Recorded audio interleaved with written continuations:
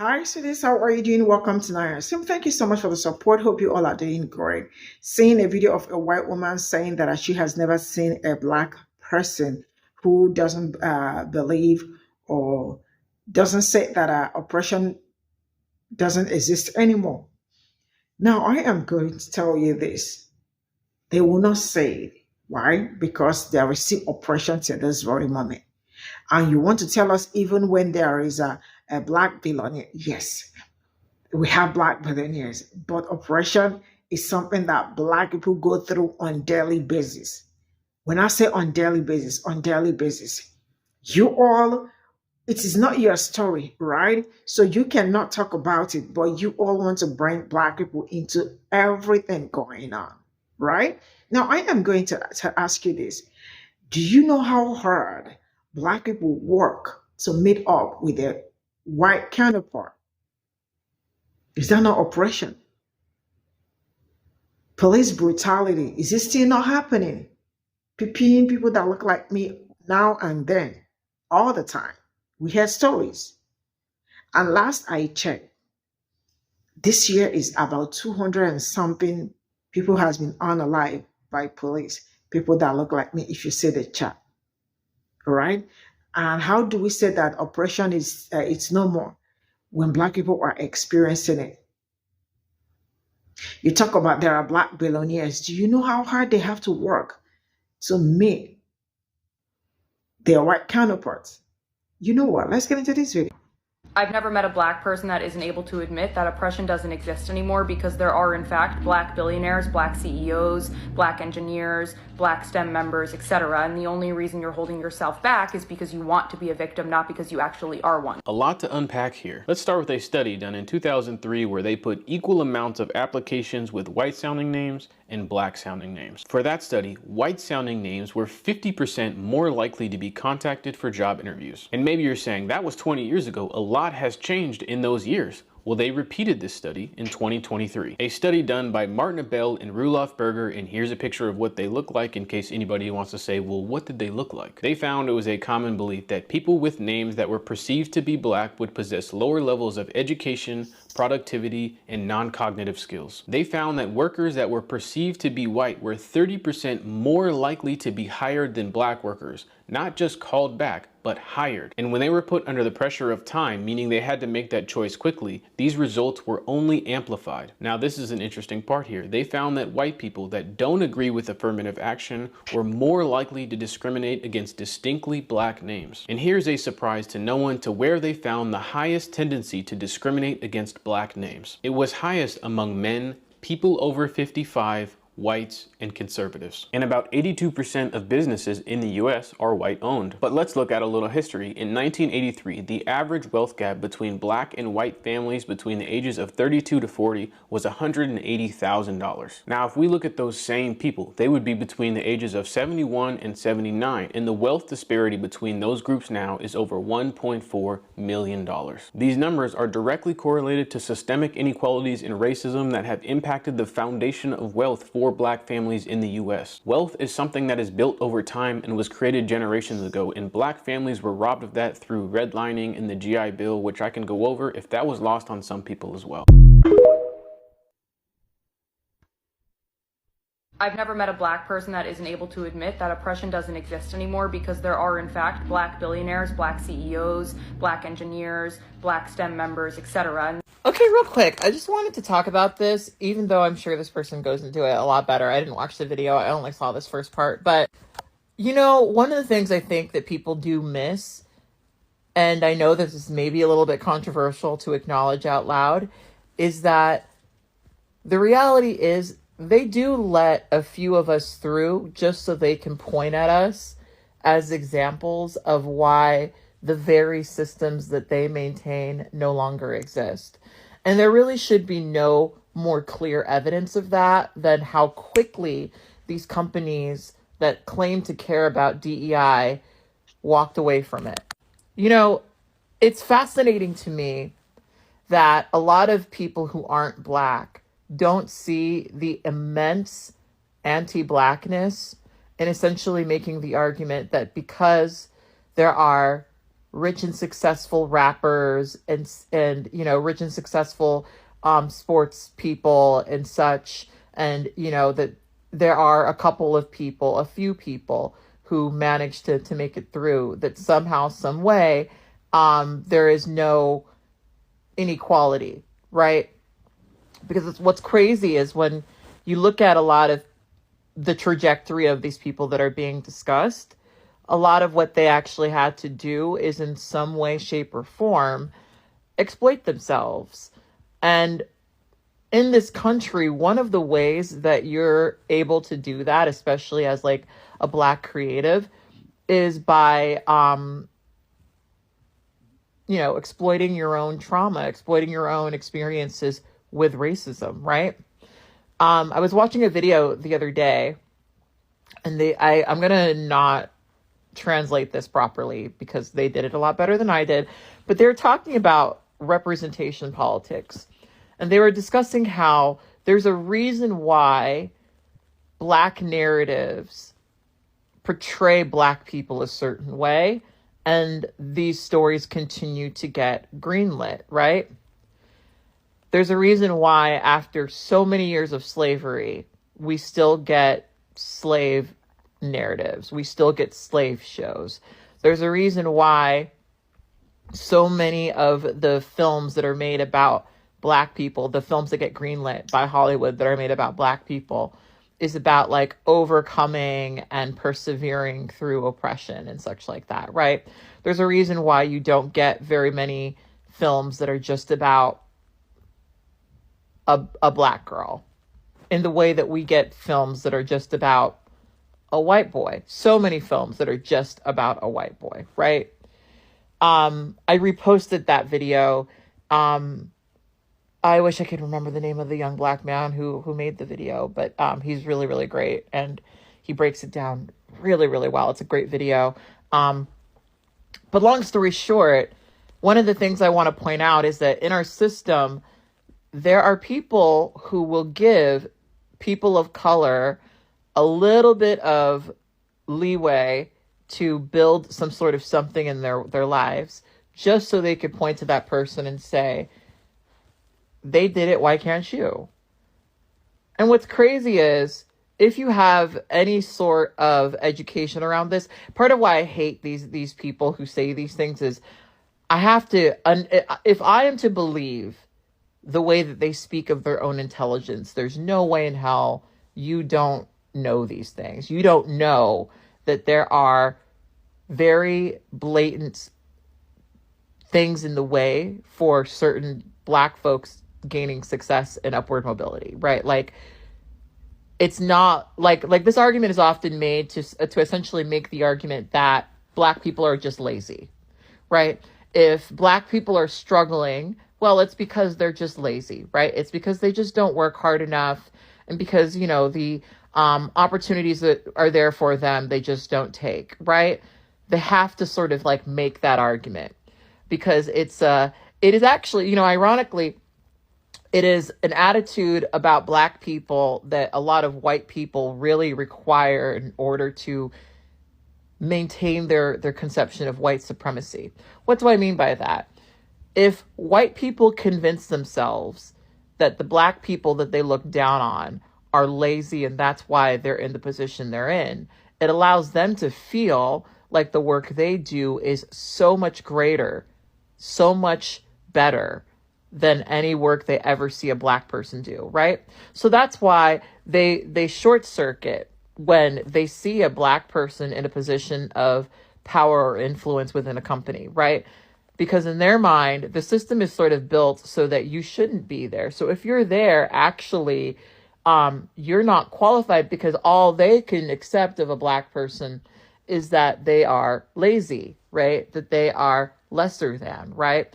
And so these narratives are always kind of there to reinforce this like idea within white supremacy that is sort of required in order to maintain it. Because, what are we sort of discovering with all of these things with DEI getting taken away? Because, of course, people didn't understand that women, veterans, and the disabled, right, are all also under DEI, right? So what are we discovering? That a lot of people had DEI positions, and they're suffering in ways that people like myself are not, because we already sort of moved through the world accepting that we're not going to be seen as competent. So we work twice as hard, which means that by the time we are in front of, a job, we are actually really qualified. And that's why we're given the job over a white person, right? Because they would rather give that white person the job. They would much rather give that white person the job, right? They would much, much, much, much rather give that white person the job. But here's this black person who's twice as good. And actually, they can probably get away with paying this black person a little bit less, right? But they're twice as qualified, right? So in so many ways, it's kind of a steal for them. But of course, white people outside of this aren't really aware of this exchange, right? Because they still believe through white supremacy that they are inherently, in almost every circumstance, superior to black people, right? So, basically what I'm trying to say is that, like, yeah, of course there are, some successful black people for sure. That does not erase the systemic racism that is there, determined to maintain that position that, is supposed to be beneath white folks, right? Like, I don't know if what I'm saying is making sense, but what I'm trying to say is that there were a lot of people who pretended to give a fuck about marginalized folks, black people specifically. And yeah, they might have allowed them to go to college, right?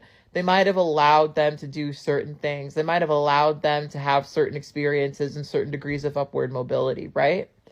But that was always so they could use their success against other people for one way or another. They could look at the white men looking at President Obama, right? And they could say, fuck, Obama's president. What does that say about me as a white man, right?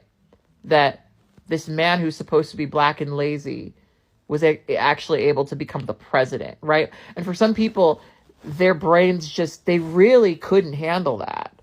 They genuinely could not fucking handle that, because it's not supposed to work that way.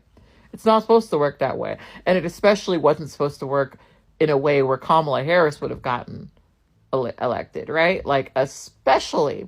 And so now we're seeing them crash out in a way that doesn't really seem proportionate. That doesn't really seem, tangible.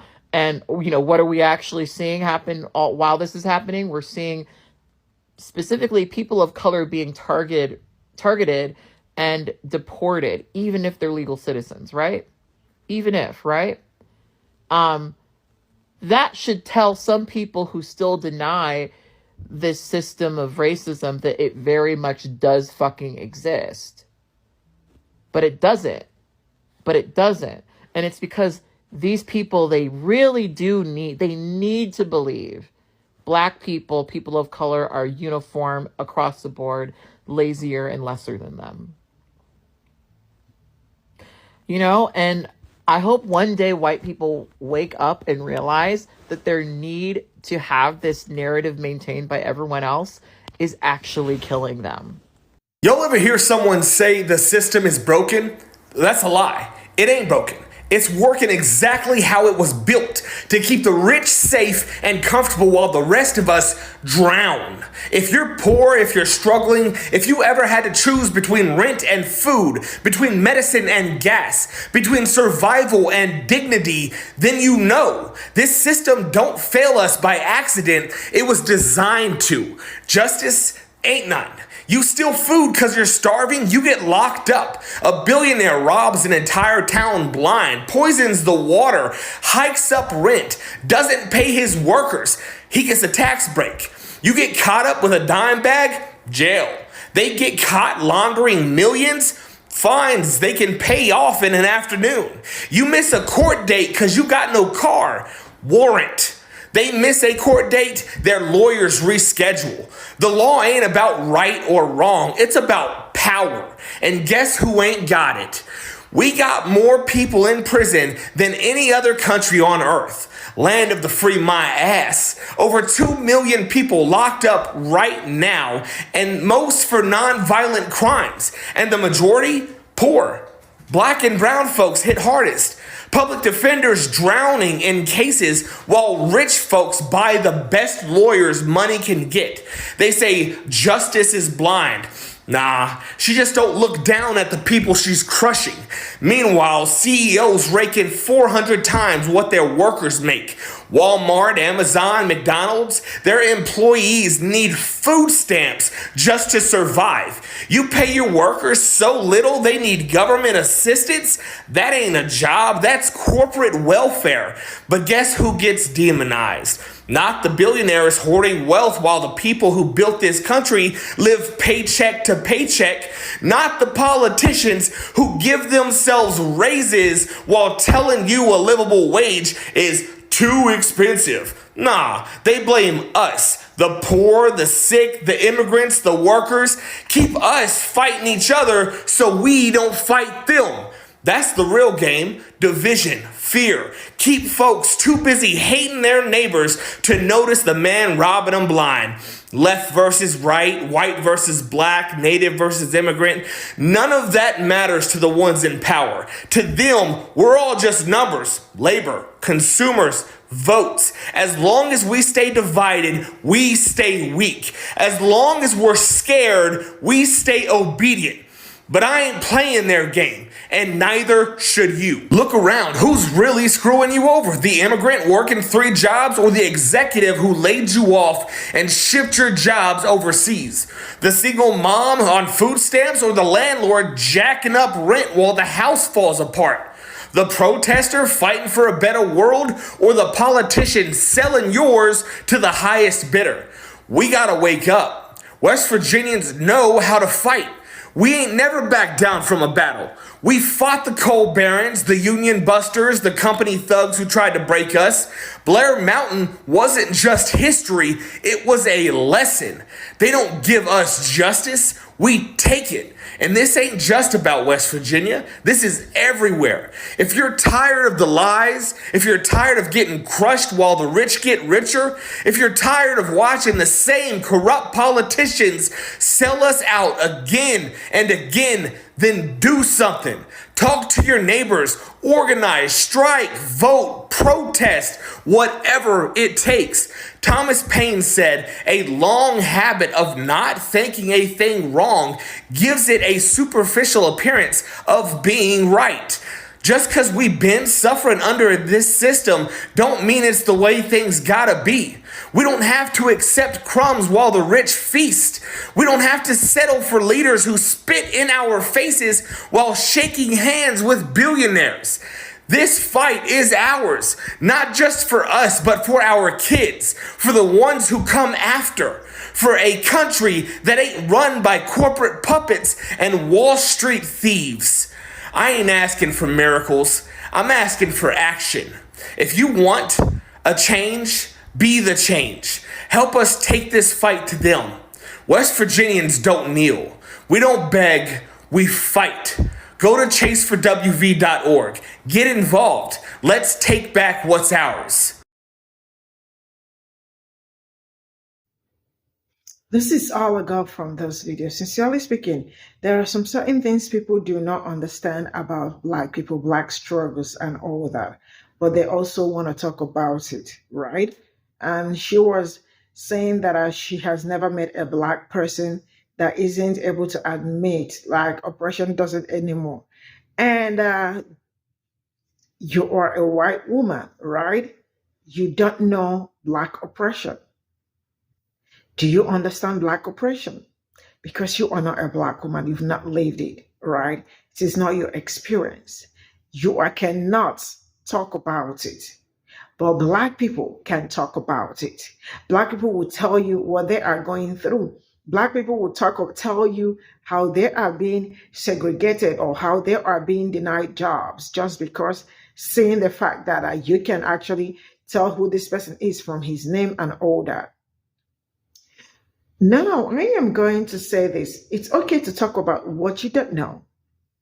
But at the same time, it's okay to talk about what you do not know. That is, if you make your research, because for you to mark that phone and talk about it, it means you don't even know a lot about it. You just want to bring Black people into it because Black people talk about their oppression so well because they are oppressed. And if you do not want to understand that part, that it's your problem. Now, I am going to talk about how people that look like me, when it comes to housing and all that, how they are being treated in a way. Because how do I call probably a house agent or something, telling the person that I saw a house open for sale or something, and then first of all they ask you, what is your race, and you tell your race. That is the end. They will tell you no, that there is no opening or something. So maybe you sound white because there are so many people that look like me that sound purely white. I don't know if you are. I'm sure you understand what I am saying, because this is actually experience that I have seen somebody have. The person picked up his or her phone and called with her wide accent, and she was given the opportunity to come and see the house, right? Then immediately she came in. Oh, they're like, oh, you sound so white. I don't know what I was expecting. Yeah, you expected a white person instead of a Black person. And that was how the story changed.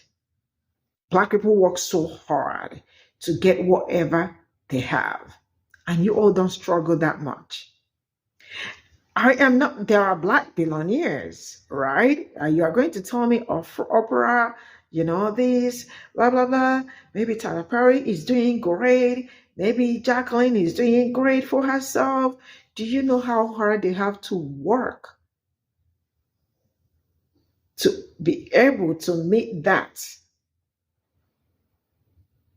You remember when,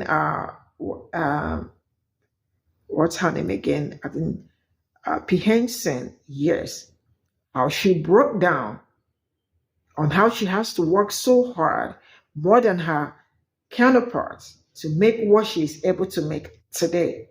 Not just only her, Beyonce and some other Black artists and all that. And not just only that, it happens also to people, every other person, places of work and all. Then tell me how I am going to train somebody at work and the person becomes a manager and earn better than the person that trained her.